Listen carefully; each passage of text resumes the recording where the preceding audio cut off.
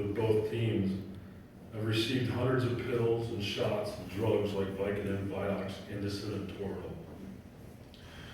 When we were in the season, I would take 1,000 milligram pills, sometimes every day, sometimes a painkiller was taken before every major game. You're only supposed to have Toradol 5 times in your life. I've had over 30. Trainers would either hand me pills directly or give them to me in a pill box. On flights home after away games, trainers would walk down the aisles of the plane handing out anti-inflammatories and painkillers to anyone who needed them. No questions asked. In addition to all the pills, I'd get shots from the club doctors before the majority of the games and sometimes before practice, just to practice if I needed it. I have one specific story that I would like to share with you. Now, the story, this is my story, my one story, okay? There's a lot of these stories, and I'm sure there's stories like this in the military also. I remember on November 23rd, 2003, the Seattle Seahawks were playing the Baltimore Ravens in Baltimore. Before the game, Coach Holmgren asked me if I could play, to which I replied, I don't think so. Coach Holmgren then asked Sam Ransden, the Seahawks trainer, what can we do to help Mr. Wunsch play today? Mr. Ramsden brought over the doctors who gave me a Toradol shot and 750 milligrams of Vicodin prior to the game, saying that would help, even though I was already taking anti-inflammatories prescribed by my doctors. I played the game feeling high, and after halftime, the medications wore off. I told anyone who would listen I could not play anymore. But Mr. Ramsden gave me another 750 of Vicodin for the second half. In short, on top of all the drugs listed on this game day, I was also given Indocin and a T3 prior to the game. All within a 3-hour span, so I could play.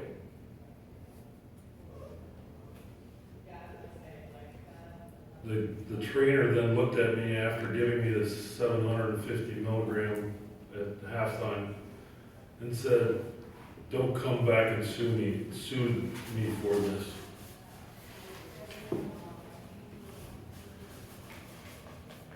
I know now that mixing these drugs in such large doses was unsafe, but at the time, I thought it was what I had to do because it's what my doctors told me to take. I trusted my doctors to do what was best for me. I wish they had clearly explained the risk to me so I could have known the consequences of my actions. Because of all the drugs I took, I currently suffer from an enlarged liver, a damaged pituitary gland, Crohn's disease, irritable bowel syndrome, diverticulitis, fibromyalgia. I have nerve damage throughout my entire body. All my joints are in constant pain. And because my entire GI tract is destroyed from all the drugs, I can no longer take any anti-inflammatory or pain medication. I know firsthand the dangers of these prescription drugs, and I want to do everything in my power to make sure that others are not treated the same way I was. By requiring written, informed consent and offering alternative treatments, and this is what I do every day now because of where I'm at. I have to. There is no other choice, and I wish I had these choices back when I was playing. We can help current players and veterans avoid serious health problems that I have faced. Our veterans have risked their lives to protect this country. We should work to ensure their treatments do not risk their long-term health. Thank you.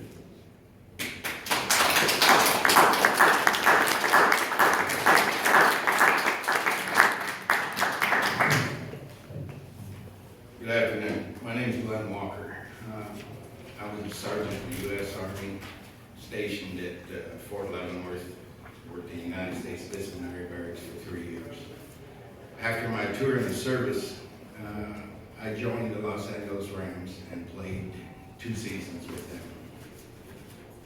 I'd like to share with you a story that happened, try and give you an idea of what went on then and what has happened to me up through the years. I can remember lying on my back on the field and in intense pain, but yet I couldn't feel anything from the waist down. The doctors came over, they checked me out. They held up the game for up to 15 minutes trying to figure out how extensive I was hurt and what the best method to get me off the field. Ultimately, I did walk off with their help. They took me directly into the training room just before halftime. Doctor had me lay on the table on my stomach. He took his thumb and he started pressing down my spine every inch or so until he found a spot where it hurt. He held his thumb there and he turned to the trainer and he told him to load him up a short of, I couldn't even tell you what it was. He named off 4 or 5 different drugs. My reply to him was, "Doc, that's bone." His reply to me was, "Here's 4 tongue depressors, bite on them," which I did. I was injected. A few minutes later, I felt no pain. I went out and I finished the game. That evening I went home, went to bed, got up the next morning, couldn't get out of bed under my own power. Had no feeling from the waist down. We called the training room, they sent a van, a few of the players. They took me back to the training facility and put me in an ice bath. And I stayed there for about 45 minutes until the doctor came. When I was brought out of the ice bath, he checked me out again, told me we have to do it one more time, gave me another injection in my back, told me to take the afternoon off and take these pills. And pretty much that's what I did. And that's the only way I figured I could stay with the Rams, is do what I was told. Because if you weren't capable of performing your job, trust me, somebody else would be there to do it. After my time with the Rams was up, I had a problem with painkillers, anti-inflammatories. But you do what you have to do to survive, and I did. In 1987, I had my first back surgery. I had another one in 91. I had another one in 2001. And up until that time, throughout the years, I was addicted off and on to painkillers. In 2001, after the 3rd surgery, the doctor helped me. I quit taking them. And I was good for 10 years. In 2010, I started having back pain again. I went to the VA hospital for help. I couldn't afford the health insurance because of my past, so that was my course of action. The doctor that I have was aware of my background, my back surgeries, yet he felt as though that my problem stemmed from a pulled groin muscle. He started giving the pain pills and anti-inflammatories again. I received anywhere from 150 to 250 Percocets every month for almost 18 months. I did convince them to give me an MRI. After about 13 months, they found that I did have another herniated disc. They added a fentanyl patch, 100 milligram fentanyl patch, along with the Percocet. I was able to get into the surgeon in August, and the one thing the surgeon was irate about is why it took me so long to get there. I told him, "You need to check with the doctors at Long Beach." After that surgery, I haven't had to have any more pain medication, although I did go through withdrawals and it wasn't pleasant. One of the things with the NFL, not knowing what they were giving you, not knowing what it would do to you, that is serious, and it cost me and my family dearly. With the VA, I did know what I was taking. They told me some of the ramifications from it. But the bottom line is, you have to survive, you have to work. In order to do that, I had to be able to do my job, and that meant take the pills to do it. The problem with the VA, why it took so long for them to diagnose that I did have another herniated disc. It is very important that the Veteran Administration work with the guys coming home, work with all the veterans. Don't mask the problem with pills. Identify what's going on and try and help these guys. Because living like that, taking pills every day, is just not fun. I don't know if I've got any damage inside like my fellow teammate over here, but I do know that I'm not done with the back problems. I have been diagnosed with 7 other bulging discs, and I know it's just a matter of time before it comes up again. Hopefully this time, it won't take so long to get it taken care of. Other than that, ladies and gentlemen, thank you for your time.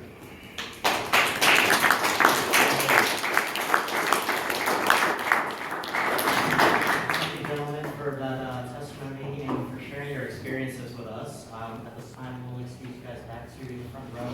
I would like to welcome, give her a warm round of applause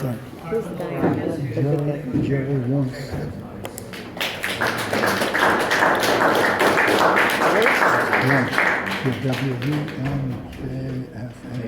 Well, I don't want to, you probably don't want to hear from a politician. So, we're in the middle of a hearing, a mental health hearing. But I think this is so very important. I'm the co-chair of the military caucus, as Joe said, and along with Representative Rooney, Representative Thompson was one of the founders, and also Representative Peterson. One of the founders was my dad, the chair of the caucus for many, many years. But I'm vice chairman of the Veterans Affairs Committee. I'm a huge football fan, but I know that if we work together, we can really accomplish a lot with research, what have you, PTS and the TBI. We've had a hearing a couple of years ago with the NFL commissioner and also the chief of staff of the Army. But we've got to work hard on these issues. I have some particular piece of legislation that Joe will probably go over with regard to the opioids, and within the VA. And I think it's so very important. And we have representatives from the Veterans organizations here today as well. I know the American Legion is here, MVets is here, and you probably announced, I don't want to leave anybody out, but we can do this together. But without these gentlemen coming up here, I appreciate you so much coming up here and testifying and sharing your stories. We could not do it. So I have a bill called the Cover Act. So when you talked about the medications and the type of therapy within the VA, not one size fits all. I'm sure you'll agree, and that's true with the NFL as well. So we have alternative and complementary therapies that work with veterans. And I know they'll work with former ball players too. So I want to make sure that the veteran has a choice. That's the ultimate. That's the goal, for the veteran to have the choice to seek what type of therapy works for him or her. So that's something that it's a priority for me, and we're not going to quit until it happens. But without you sharing, Jerry, I'm sorry. I think Jerry lives in my hometown now, so I'd like to get to know you. He's in the Congressional District, but also from Tarpon Springs, Florida. Prior to that, you lived in Gulfport. I went to law school. We were always a big fan of Go Bucks. I always been a big fan. But you got a Super Bowl, didn't you? No, I actually won. You just missed it, huh? You just missed it. Okay, but you contributed. That's for sure. And, but we really appreciate y'all coming up here. And God bless you, and we're in this together. Let's go get them. Thank you.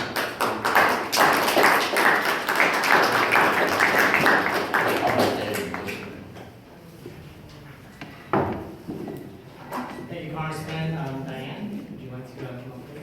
This is Diane Zumata from Lieutenant Director for Ambulance. Thank you for coming, Diane. Appreciate it.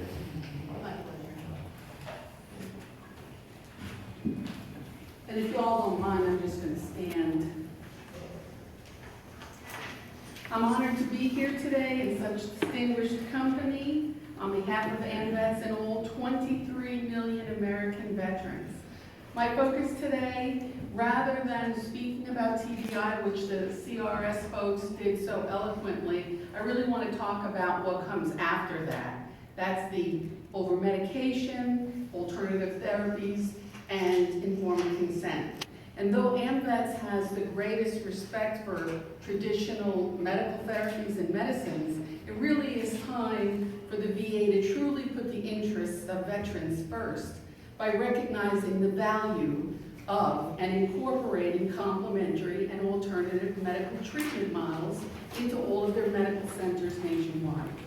Because our veterans deserve access to all possible forms of care when making their healthcare decisions, and that strongly supports providing veterans with more natural, non-invasive methods of healing, as well as complementary and alternative therapies and medicines, many of which have just as much efficacy as traditional medicines and therapies, but without the negative side effects. Additionally, incorporating these healthcare options would go a long way towards allowing our returning veterans to actively participate in their own recovery programs without unnecessary procedures or over-medication, the dangers of which cannot be overestimated. I think these gentlemen made that point very eloquently. In March of this year, a survey of a representative sample of America's veterans was conducted by a national survey firm for the American Association of Naturopathic Physicians. They came up with a lot of interesting facts, but the one that I really wanted to bring to your attention, which may not be very surprising, is that they found that nearly 2/3 of veterans, so 64%, would prefer to have a doctor who prescribes natural therapies before considering drugs or surgery.